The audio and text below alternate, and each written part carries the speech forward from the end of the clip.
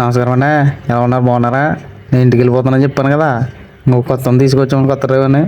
నేను వెళ్ళిపోతే ఇంకో డ్రైవర్ కాదు కదా, అందుకని కొత్తని తీసుకొచ్చాను. రూట్లో వేసి చూపించున్నాను. వెళ్తున్నాం. ఇవాళ పొద్దున్న బడిగడ దింపొచ్చాను మా అమ్మని. వీటికి తీసుకొచ్చేటప్పుడు చూపించున్నాను. ఈడే దుంపడు బండి అయితే బాగా తోలుతున్నాడు కానండి, కొంచెం గడిబిడిగా తోలుతున్నాడు. ఏమన్నా చెప్తుండే కొంచెం అంత బాగా గాలి ఊతున్నాడు వీడు. నేను అనేది ఏంటంటే, ఈ బళ్ళు చాలా మెత్తగా స్మూత్గా తోలాలి, కానీ ఏంటంటే చాలా భయంకరంగా వీటిని మడతెట్టేస్తున్నాడు.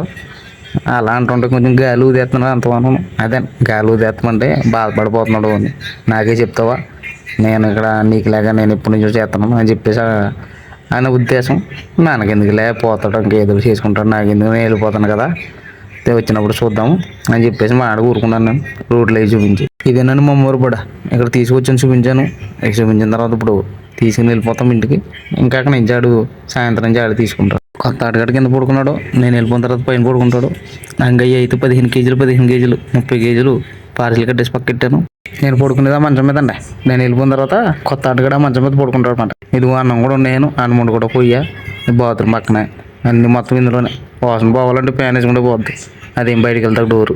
ఈ వంకాయ కలర్ పెట్టి అయితే అండి 5 కేజీలు వస్తుందండి.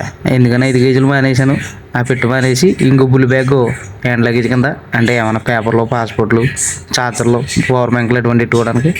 ఇంక కాబట్టి లైట్ పింక్ కలర్ ఏమో బట్టలు పెట్టుకున్నాను, ఇది హ్యాండ్ లగేజ్ అనమాట. ఆ బ్లూ కలర్ ఏమో ఇంకా అందులో ఏమైనా పేపర్లు ఏమైనా పెట్టుకోవడం అనమాట. దానికి ఏమైనా ఆపుతాడో లేదో తెలియదు మరి. ఆ పెట్టి బరువు ఎక్కువైందండి, లేకపోతే ఆ పెట్టి అట్టుకెళ్తాను. సరే మరి జాతకెళ్ళి వచ్చేస్తాను, మళ్ళీ బతుకుంటకి వెళ్తాం. సర్ప్రైజ్ చేసుకోండి.